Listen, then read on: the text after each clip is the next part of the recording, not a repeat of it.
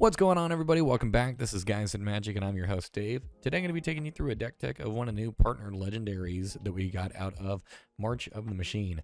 I absolutely love what they're doing with these, where they're picking two of the legendary creatures that we've seen in the past and mashing them up together to see what it is that we would do if we had two of them just kind of stapled onto one card. So the one that we're going to be talking about here today is Drana and Linvala. This is 1/2 white and a black for a total of 4 mana. It's a legendary creature, Vampire Angel. It's a 3/4 with flying and vigilance. It says, activated abilities of creatures your opponents control can't be activated, and Drana and Linvala have all activated abilities of all creatures your opponents control. You may spend mana as though it were mana of any color to activate those abilities. Essentially, what we're going to be doing with a deck like this is hoping to get Drana and Linvala out as soon as we possibly can. That way we can start to tax up your opponents, make sure that their deck is going to be shut off, and we get to play with all their toys. So just a little bit of a heads up for the purposes of this deck tech. This is going to be based primarily around a stacks-based strategy. Now, I know that those aren't really the most popular. Some kind of play groups do consider them to be a little bit more taboo. I personally love to play up against stacks because it kind of adds an additional layer and an extra puzzle on top of just being able to, I don't know, not necessarily win, but more so to make my deck operate. So I love these kinds of strategies, not necessarily for me to play, but within my own local meta. We do actually have a guy who plays a ton of stacks, and I actually really do enjoy playing up against him, but did want to throw that little bit of a disclaimer in there. Now, with that being said, we're going to go ahead and talk about some of the creatures. Most stacks decks are pretty heavy in terms of the creature count. The first couple of creatures we're going to talk about are all going to be taxing our opponents. So the first one here being Archangel of Tythes. This is 1 and 3 white for a total of 4 mana. It is a creature angel. It's a 3/5 and it has flying, and it also says, as long as Archangel of Tythes is untapped, creatures can't attack you or a planeswalker you control unless their controller pays 1 for each of those attacking creatures. It also says, as long as Archangel of Tythes is attacking, creatures can't block unless their controller pays 1 for each of those creatures. This kind of has the same effect as a Ghostly Prism, where it kind of sits around a little bit and prevents your opponents from swinging in unless, of course, they want to pay for it. And even better than that, this also means your creatures are going to be able to potentially get in and not have to worry about those pesky blockers whenever this thing swings in as well, assuming your opponent can't just pay for it. Now, up next, we have Baird, Steward of Argive. This is 2 and 2 white for a total of 4 mana.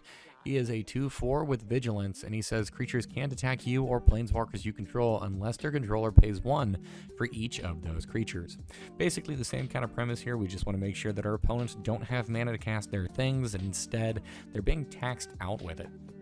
We have Spell Tithe Enforcer. This is 3 and 2 white for a total of 5 mana. It is a creature elephant wizard. It's a 3/3 and says whenever an opponent plays a spell, that player sacrifices a permanent unless he or she pays 1. One more time, just another little tax piece that we're going to add into there. Make sure that our opponents don't have mana to play around with. Thalia, Guardian of Thraben, is 1 and a white for a legendary creature human soldier. It is a 2/1 with first strike and says non-creature spells cost 1 more to cast. Keep in mind, Thalia does check for you as well, so that's going to make your stuff a little bit more expensive. But all in all, though, this is a pretty creature-heavy list, so hopefully we should be able to mitigate that tax. Thalia, Heretic Cathar, is 2 and a white for a legendary creature human soldier. It is a 3/2 with first strike, and it says creatures in non-basic lands your opponents control enter the battlefield tapped. Now, this card doesn't actually outright tax your opponents, but it does really slow them down. Any deck that's going to be playing around with multiple colors, so running any kind of fetch lands, is incredibly slowed down by a card like this, because not only does that fetch land enter tapped, but the land that they would have just fetched for will also come in tapped, assuming that they didn't fetch for a basic, of course. But Thalia, or at least this Thalia, does a great job of really pumping the brakes on our opponent's decks. And lastly, in this category, we have Vern Wingmare. This is 2 and a white for a creature Pegasus. It is a 2/1 with flying and says non-creature spells cost 1 more to cast. So same kind of type line that Thalia has, and then just kind of same warning that goes along with that as well. This does tax your things too. The next group of creatures that we're going to talk about don't necessarily tax their opponents, but definitely still meddle with them in some way, shape, or form. The first one here is Archivist of Ogma. This is 1 and a white for a creature halfling cleric. It is a 2/2 with flash and says whenever an opponent searches their library, you gain 1 life and draw a card. So we're going to be rewarded for what our opponents are doing. Aven Mind Sensor is 2 and a white for a creature bird wizard. It is a 2/1 with flying and flash, and says if an opponent would search a library, that player searches the top 4 cards of that library instead. Aven Mind Sensor is a great little trick to throw out in case your opponents are trying to fetch, or of course just tutor in general. Containment Priest is 1 and a white for a creature human cleric. It is a 2/2 with flash and says if a non-token creature would enter the battlefield and it wasn't cast, exile it instead. So Containment Priest does a really good job of being able to slow down your opponents and completely put the brakes on any decks that are trying to cheat creatures into play. Deep Gnome Terramancer is 1 and a white for a creature gnome wizard. It is a 2/2 with flash, and it has an ability titled Mold Earth. It says whenever 1 or more lands enter the battlefield under an opponent's control without being played, you may search your library for a Plains card, put it on the battlefield tap, then shuffle. Do this only once each turn. If your opponent's casting something like a Cultivate or a Kadama's Reach, you're going to be able to benefit from that card. Opposition Agent is 2 and a green for a creature human rogue. It is a 3/2 with flash and says you control your opponents while they search their libraries. While an opponent is searching their library, they exile each card they find. You may play those cards for as long as they remain exiled, and you may spend mana as though it were mana of any color to cast them. Opposition Agent just comes in as an additional way for us to shut down our opponent's tutors. We do have 3 different creatures that we've talked about so far that all have flash that really do this. Our opponents are going to have to play around that. Drana Magistrate is 1 and a white for a creature human wizard. It is a 1/3, and it says your opponents can't cast spells from anywhere other than their hands. That does include the command zone. If you have a Drana Magistrate in play, they will not be able to cast their commander from the command zone. Hushbringer is 1 and a white for a creature fairy. It is a 1/2 with flying and lifelink and says creatures entering the battlefield or dying don't cause abilities to trigger. So Hushbringer will help shut down any of the pesky ETBs that your opponents are hoping to play around with. Do keep in mind, however, this is going to shut down any of your ETBs as well, although this deck really isn't running very many. It will, however, also shut down any of the death triggers too, and our deck does run some of those. So keep in mind, Hushbringer has a time and a place. It might be a card that you want to keep in your hand depending on the circumstance, and it might be a card that, you know what, if your opponents are really trying to abuse those ETBs, get it out there as fast as you possibly can and just take advantage of it. Hushwing Griff is up next. This is 2 and a white for a creature Hippogriff. It's a 2/1 with flash and flying, and it says creatures entering the battlefield don't cause abilities to trigger. So same disclosure that we had there with Hushbringer. Here we have Kunaros, Hound of Athreos. This is 1, a white, and a black for a total of 3 mana. It is a legendary creature Hound. It's a 3/3 with Vigilance, Menace, and Lifelink, and it says creature cards in graveyards can't enter the battlefield, and players can't cast spells from graveyards. Hopefully shutting down any graveyard-based strategy that we are going to be playing up against. Another card that we're going to be throwing in this list to hopefully trip up our opponents is Spirit of the Labyrinth. This is 1 and a white for an enchantment creature spirit. It's a 3/1 and says each player can't draw more than 1 card each turn. We are going to be playing in Orzhov colors, and since we are playing stacks, one of the weaknesses of a deck like this is that we actually don't draw a ton of cards. We don't have the best draw engines out there. So Spirit of the Labyrinth helps to make sure that everybody is playing a fair Magic and only drawing that 1 card per turn. The next group of creatures we're going to talk about are in this list to help protect our other toys, or to help make sure that we can get our commander in play, and then it can stick around. The first of which being Giver of Runes. This is a single white mana for a creature core cleric. It is a 1/2 that you can tap to give another target creature you control gains protection from colorless or from the color of your choice until end of turn. You can do this at instant speed to save your commander or any other creature that you want still in play from any kind of like instant speed removal. So this is a very, very important card. Do keep in mind your opponents are probably going to be targeting this with removal the second you tap this thing down.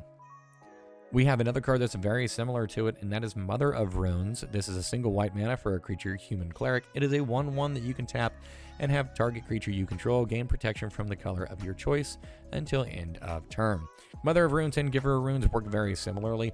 Mother of Runes sadly cannot give protection from colorless, but I mean, it's still pretty important there, and Mother of Runes can always protect herself as well, whereas Giver of Runes cannot. Grand Abolisher is 2 white mana for a human cleric. It is a 2/2, and it says during your turn, your opponents can't cast spells or activate abilities of artifacts, creatures, or enchantments. If our commander is in play, they're not going to be able to activate the abilities of their creatures anyway, but this does help to kind of slow our opponents down even further and make sure that they're not going to be playing anything on our turn. Selfless Spirit is 1 and a white for a creature spirit cleric. It is a 2/1 with flying that has sacrifice Selfless Spirit. Creatures you control gain indestructible until end of turn. I love using Selfless Spirit because it protects us from our opponent's board wipes, and if we do need to pull off one of our own board wipes, popping Selfless Spirit makes sure that our things stick around and our opponent's things don't. The next 2 creatures we're going to talk about are more so dedicated towards card draw, the first of which being Mentor of the Meek. This is 2 and a white for a creature human soldier. It is a 2/2, and it says whenever another creature with power 2 or less enters the battlefield under your control, you may pay 1. If you do, draw a card. Timna the Weaver is 1, a white, and a black for a total of 3 mana. It's a legendary creature human cleric. It's a 2/2 with lifelink and says at the beginning of your post-combat main phase, you may pay X life, or X is the number of opponents that were dealt combat damage this turn. If you do, draw X cards. Both of these being pretty solid options whenever it comes to card draw, and especially just kind of repeatable card draw engines for a deck like this. The next card we're going to talk about is in this list to provide a little bit of recursion in the case that our opponents start killing some of our smaller creatures off.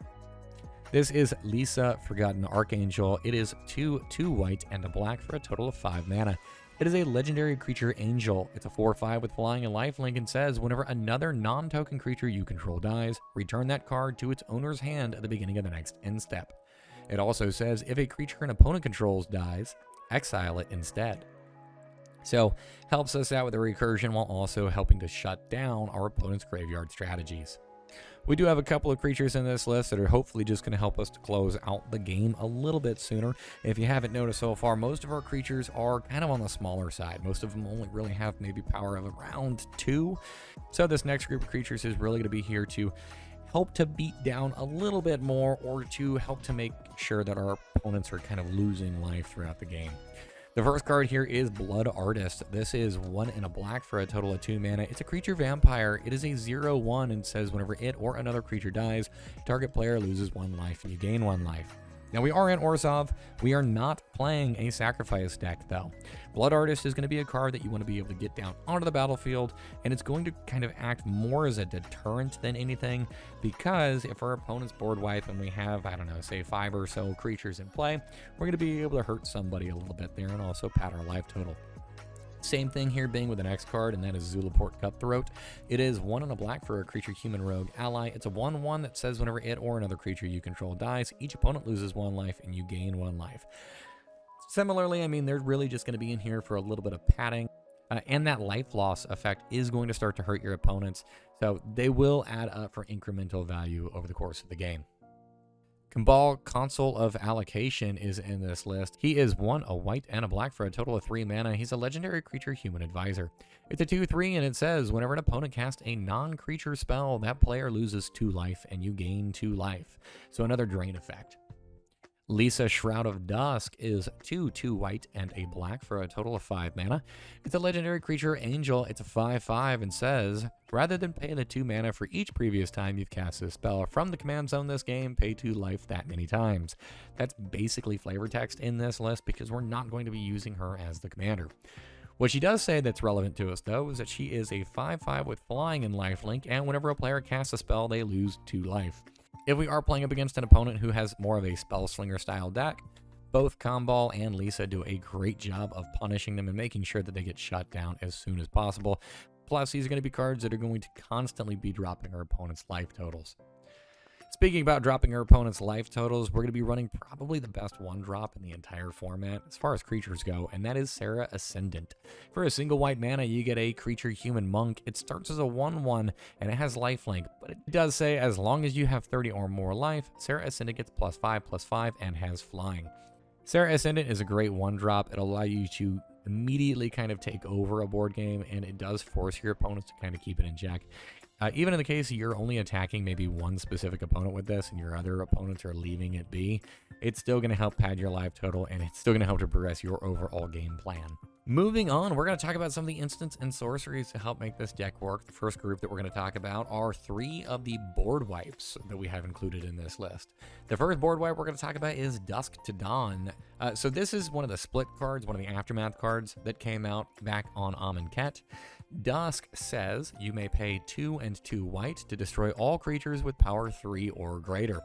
Fortunately for us, that's going to dodge most of our creatures. It also has Dawn, which is 3 and 2 white for a sorcery. This part has Aftermath, and it says cast a spell only from your graveyard, then exile it. It says return all creature cards with power 2 or less from your graveyard to your hand. So board wipe that doesn't hit most of your things, and a nice little piece of recursion on top of it. We have Farewell in this list. This is 4 and 2 white for a sorcery. It says choose 1 or more. Exile all artifacts, exile all creatures, exile all enchantments, and exile all graveyards. Go ahead and pick whichever modes you think are going to be most important to your game plan. I love the flexibility of Farewell and the fact that it exiles those things, not just destroys them. The last board wipe I'm going to be running in here is just good old Wrath of God. This is 2 and 2 white for a sorcery that says destroy all creatures, they can't be regenerated. This is going to hit your things as well, but chances are if you're going to be popping a board wipe, you don't have any things, or your opponent's things are just simply better. So make sure that you use Wrath of God only whenever you really need to. The next group of cards we're going to talk about, these are all instants, and they are all going to be single target removal. The first of which being Anguished Unmaking. This is 1 a white and a black for an instant. It says exile target non-land permanent, you lose 3 life. Generous Gift is 2 and a white for an instant that says destroy target permanent. Its controller creates a 3/3 green elephant creature token. Mortify is 1 a white and a black for a total of 3 mana. It is an instant that says destroy target creature or enchantment. And then, of course, we're going to be running Path to Exile, a single white mana for an instant that says exile target creature. Its controller may search his or her library for a basic land card, put the card onto the battlefield tapped, then shuffle his or her library. Path to Exile is actually really nice whenever we have some of our anti-fetch cards already in play, any of those 3 creatures we mentioned earlier on, because it's going to shut down their ability to go and get that land. We're also going to be throwing in Swords to Plowshares, which is a single white mana for an instant that says exile target creature. Its controller gains life equal to its power. Playing in this color combination means we're going to be playing with some of the more premier single target removal in the format. We do have Read the Bones in this list. This is 2 and a black for a sorcery that says scry 2, draw 2 cards, lose 2 life. We do have 2 other cards in this list, both at instant speed. They're going to help to make sure our things stick around or potentially push in for some extra damage. The first of which being Achroma's Will. This is 3 and a white for an instant that says choose 1. If you control your commander as you cast a spell, you may choose both. The first mode says creatures you control gain flying, vigilance, double strike until end of turn. The second mode says creatures you control gain lifelink, indestructible, and protection from all colors until end of turn. Hopefully you cast this and be able to make sure that you swing in, just kill off your opponents with this card. But if you do need to, if you need to use this to make sure that your creatures have indestructible or protection, just to make sure that they stick around, you can always use this defensively. Sejuri's Shelter is the other card that I was alluding to. This is 1 and a white for an instant. It says target creature you control gains protection from the color of your choice until end of turn. This is only going to target one of your things, but it will help to make sure that it dodges any kind of single target removal or makes it unblockable to a specific color over the course of 1 turn. And if you don't need this card, this is a modal double face card where you can always have this come in for the other side, which is a land that will enter the battlefield tapped and later on tap for a white mana. To help us close out the game, we're including 1 more sorcery here, and this being Torment of Hellfire. This costs X and 2 black for a sorcery. It says repeat the following process X times. Each opponent loses 3 life unless that player sacrifices a non-land permanent or discards a card. Either they're going to be losing a lot of life or they're going to be sacrificing quite a bit of things. Torment of Hellfire is a card that you want to dump late in the game whenever you have a lot of mana that you can pour into this. This just will really set you up for a really powerful board state where your opponents don't have much and you have quite a bit left over, or it might just kill your opponents off. Moving on to the artifacts, the first group we're going to talk about here is Artifact Ramp. As always, we're going to be throwing in a Soul Ring. This is a single mana for an artifact that can tap for 2 mana. We're going to be throwing in an Arcane Signet. This is 2 mana for an artifact that you can tap to add 1 mana of any color of your commander's color identity. Fell Warstone is 2 mana for an artifact that you can tap to add 1 mana of a color that a land an opponent controls could produce. Mind Stone is 2 mana for an artifact that can tap for a colorless, or you can pay 1, tap it, and sacrifice it to draw a card. Thought Vessel is 2 mana for an artifact that says you have no maximum hand size and you can tap it for a colorless. We're also going to be playing with Orzhov's Signet, which is 2 mana for an artifact that you can pay 1, tap it, and add both a white and a black. And Talisman of Hierarchy, which is 2 mana for an artifact that can tap for a colorless, or it can tap for a white or a black, but if you do, it'll deal 1 damage to you. The next artifact we're going to talk about is Bolas's Citadel. This is 3 and 3 black for a total of 6 mana. It's a legendary artifact that says you may look at the top card of your library at any time. You may play lands and cast spells from the top of your library. If you cast a spell this way, pay life equal to its mana value rather than pay its mana cost, and you can tap it and sacrifice 10 non-land permanents. Each opponent loses 10 life. That is a little bit of a steep cost, and this is going to eat away at your life total. However, you can really chain off and go absolutely insane with a card like this. This hopefully will allow you to be able to dump a couple of creatures from the top of your library directly into play, and each one of your creatures is going to be taxing your opponent or slowing your opponent down a little bit more with every creature you get in. So Bolas's Citadel is a card that you do want to keep an eye out for. It is 100% worth all the life loss, even in the case you're dumping down to even just a low life, maybe like around 10 or lower. Allowing you to set up your board state and rapidly do so with a card like this is just so incredibly powerful. The last 2 artifacts we're going to talk about are both going to make sure that we are taxing our opponents a little bit more. The first card we're going to talk about here is Norn's Annex. This is 3 and a Phyrexian white and a Phyrexian white. So just as a reminder, you can either pay a white mana or you can lose 2 life for each one of those pips. It is an artifact that says creatures can't attack you or planeswalkers you control unless their controller pays that Phyrexian white mana for each of those creatures. So if your opponents have white mana that they can actually pay into this, they can go ahead and dodge the life loss. But what we really want with a card like this is we actually do want our opponents to be paying that life, because that means that even if they are attacking us, they're losing life, getting a little bit closer to death themselves.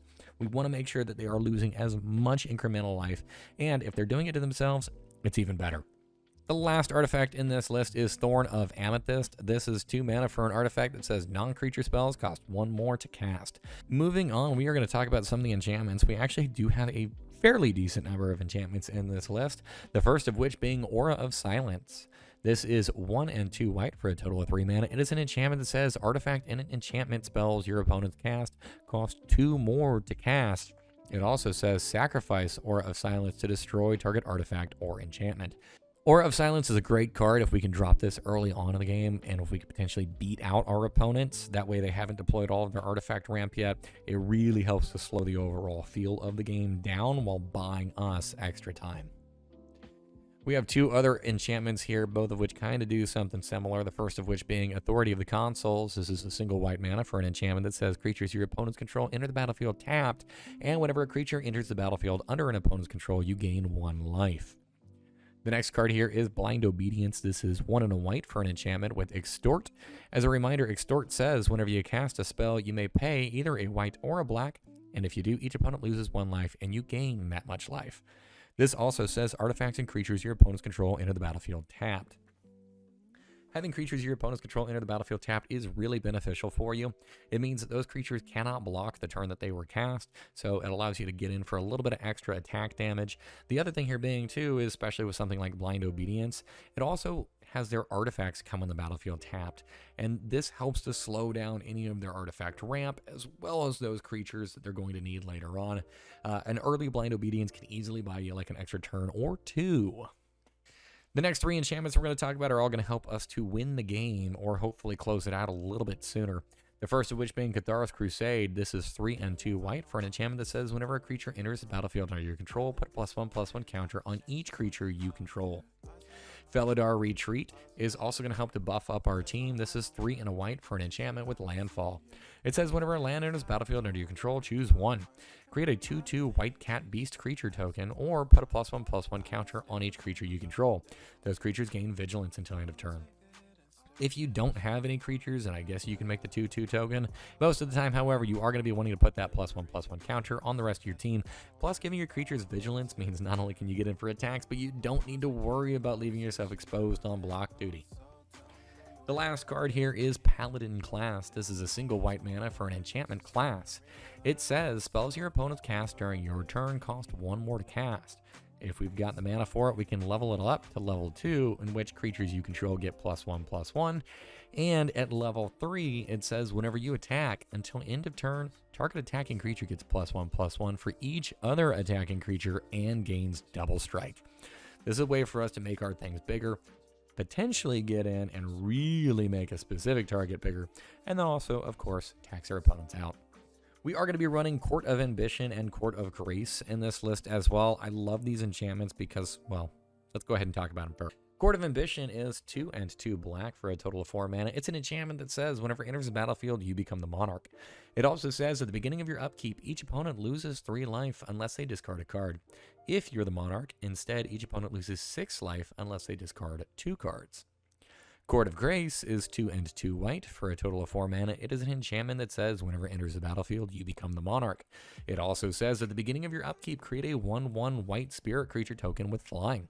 If you're the monarch, create a 4/4 white angel creature token with flying instead. I love how much passive value both of these cards generate over the course of a game. Court of Ambition is going to help to limit what our opponents are doing, while also being able to ping away at their life total. Having our opponents lose 3 life at the beginning of our upkeep doesn't really sound like a whole lot, but over the course of the game, this can easily drain for a ton of life, and if we do hold on to the monarch, hitting them for 6 or making them discard 2 cards is very punishing. Court of Grace is pretty similar. Being able to generate that 1/1 spirit doesn't necessarily sound like a ton, but that is a creature with flying that we can later on use either to get in for extra damage or to block with, and once again, if we hold on to the monarch, it gives us a 4/4 angel instead, which turns into quite a bit of a beater. I love both of these cards because of the amount of value that they generate. I also love both of these cards because it gives us the monarchy the turn that it comes in. So they're essentially going to cantrip. At the end of your turn, you're going to draw another card because you're going to have the monarchy at that point. And if you can keep it around, these turn into draw engines on top of their other abilities. There are 2 enchantments that we want to kind of dissuade our opponents from attacking us here. The first of which being Ghostly Prison. This is 2 and a white for a total of 3 mana for an enchantment. And it says creatures that can't attack you unless your controller pays 2 for each creature they control that is attacking you. So if they're only attacking with 1, they'll have to pay 2. If they're attacking with 10, they're going to have to pay 20. Ghostly Prison does a great job of making sure that our opponents are only swinging in with a couple of creatures. Cunning Rhetoric is 2 and a black for an enchantment that says whenever an opponent attacks you or 1 or more planeswalkers you control, exile the top card of that player's library. You may play that card for as long as it remains exiled, and you may spend mana as though it were mana of any color to cast it. Cunning Rhetoric allows us to start churning through our opponent's deck and being able to use those cards to our advantage. Most people don't like it whenever you take their things, but this kind of acts as a pseudo card advantage engine for you, while also really trying to convince your opponents that they probably need to swing in somebody else's direction. The next enchantment that we have here is just kind of like a pet favorite of mine, and this is the card Nevermore. This is 1 and 2 white for a total of 3 mana for an enchantment. It says, as Nevermore enters the battlefield, name a non-land card. The named card can't be cast. So it can't be cast by you or by anybody at the table for as long as Nevermore remains in play. And yes, you can name one of your opponent's commanders with this card. That's kind of a bit of a mean move. I've definitely done it plenty of times in the past. You can also use this to name maybe one of the removal spells or board wipes you know that your opponents are going to be running. Or if you're playing up against a combo deck and you haven't been able to really slow them down with any of your other attack style effects, name one of the cards that they need for their combo and Nevermore will just completely shut it off. They won't be able to actually cast it. So Nevermore, great card here. Up next, we have Painful Quandary. This is 3 and 2 black for an enchantment that says whenever an opponent casts a spell, that player loses 5 life unless they discard a card. Painful Quandary will make sure that we limit what our opponent's going to be doing. Not only are they not going to be casting a bunch of spells over the course of the game, but if we can eliminate their hand or either have them pay 5 life, either of those are going to be great for us.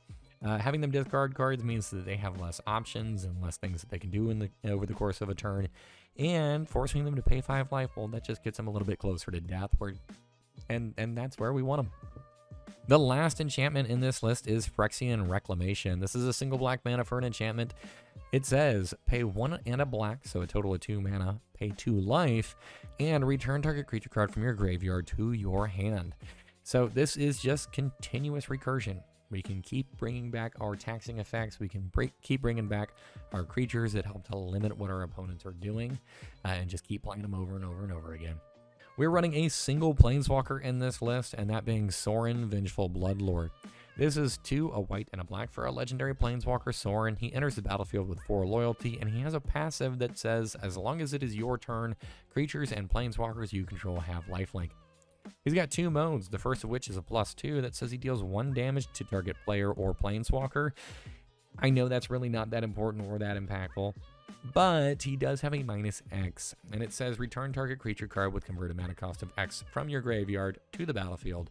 That creature is a vampire in addition to its other types. Sorin gives our creatures lifelink, so that is kind of nice, and that recursion ability is really important in a deck like this. We want to make sure that we can keep our tax effects, that we can keep slowing down our opponent, and the best way to do so is to make sure that our creatures don't really go away. Moving on to the lands in this list, the first group of lands that we are going to talk about are going to be in here mainly as utility lands. The first card here being Bojuka Bog. This is a land that enters the battlefield tapped and says whenever it enters the battlefield, exile all cards from target player's graveyard. You can later on tap this for a black mana. Castle Lochbane is in here. This is a land that enters the battlefield tapped unless you control a swamp. You can tap it for a black mana, or you can pay 1 and 2 black to tap it and draw a card. Then you lose life equal to the number of cards in your hand. Castle Lochbane is a great card if you're in top deck mode. You probably don't want to pay the 3 and tap this if you do have a full grip, though. Rogue's Passage is a land that can tap for a colorless, or you can pay 4 and tap it to have target creature can't be blocked this turn. Just a little bit of extra utility. We aren't playing necessarily with the biggest, smashiest of creatures out there, so it's not like we're trying to gun our opponents down with like a 10-10 or anything like that, but it does allow us to push in some extra damage if we need to. And War Room. This is a land that you can tap for a colorless, or you can pay 3, tap it, and pay life equal to the number of colors in your commander's color identity to draw a card. So paying 3 mana, tapping this, and losing 2 life, it's not necessarily the best rate in the world, but considering that this is stapled onto a land, it's a pretty nice effect. These next lands are all going to be in here for color fixing purposes, the first of which being Bright Climb Pathway. This is one of the modal double-faced cards, so you can have it enter in on the front portion, of which then it will tap for a white, or on the black portion, where you can have it then tap for a black. Caves of Koilos can tap for a colorless mana, or it can tap for a white or a black, but if you do, it'll deal 1 damage to you. So it is a pain land in these colors. For the most part, you might only need to actually tap it for those colors, either white or black, maybe 1 or 2 times, and then from that point on, hopefully you have enough mana fixing where you're good, and you can just tap this thing for a colorless, but it is a nice card to at least kind of find you some footing. Command Tower is going to be an auto-include in just about every deck out there. This is a land that you can tap to add 1 mana of any color in your commander's color identity, so in a deck like this, either white or black. Exotic Orchard is a land that you can tap to add 1 mana of any color that a land that opponent controls could produce. So if your opponent, I guess, is playing like a mono red deck, you can always tap this thing down and make a red mana if you wanted to, but you don't really ever need to. It's just going to be in here for a little bit of extra mana fixing. If you only, say, for example, have hit swamps and then drop an Exotic Orchard, if an opponent is playing around with a plains, you'll be able to tap this thing for a white then. Vault of Champions says it enters the battlefield tapped unless you have 2 or more opponents, and it'll tap for a white or a black. Vetted Heath can tap for either a colorless, or you can pay a white or a black to have it add either 2 white, a white and a black, or 2 black to your mana pool. Isolated Chapel says it enters the battlefield tapped unless you control plains or a swamp, and you can tap for either a white or a black. Shattered Sanctum is a land that says it enters the battlefield tapped unless you control 2 or more other lands, and it'll tap for a white or a black.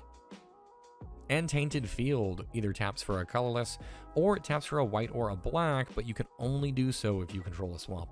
To wrap up the rest of the mana base and the rest of the deck, we are going to be throwing in 10 swamps and 12 plains, and those are going to be just the basic lands that we're going to be putting in this deck. All in all, a deck like this is a ton of fun to pilot. I actually really enjoy playing up against decks like this, but I know that not everybody out there is the same as me. Not everybody loves playing around with a stacks-based build. So I was a little bit hesitant to put out a video like this. I do think that Drana and Linvala are pretty cool. I would recommend a deck like this if you enjoy playing Magic and making sure that the other 3 people at your table don't play Magic while they just watch. Generally, though, I actually do really enjoy playing against stack-based builds. So I personally would like to see something like this floating around within my own local meta or floating around at my table. As I mentioned beforehand, I'm actually not much of a stacks player myself, though, so I personally probably will not be playing this deck. It might be something that I pass off to a friend. With that being said, though, as always, though, if you made it to this point in the video, I just want to go ahead and say thank you. And also, make sure that you comment down below what kind of legendary creatures, and it doesn't necessarily even have to be from like the most recent set, what kind of legendary creatures would you like us to do a deck tech on? How would you have built this deck differently if you got to build it? Or what other kinds of cards maybe would you have liked to have seen in here? Was there something that you thought should have been included that was not included? Any other changes like that? As always, make sure that you like and subscribe to this video and follow us on our other social media platforms. We are on Instagram and we are on TikTok at Guys at Magic. And until we see you next time, peace.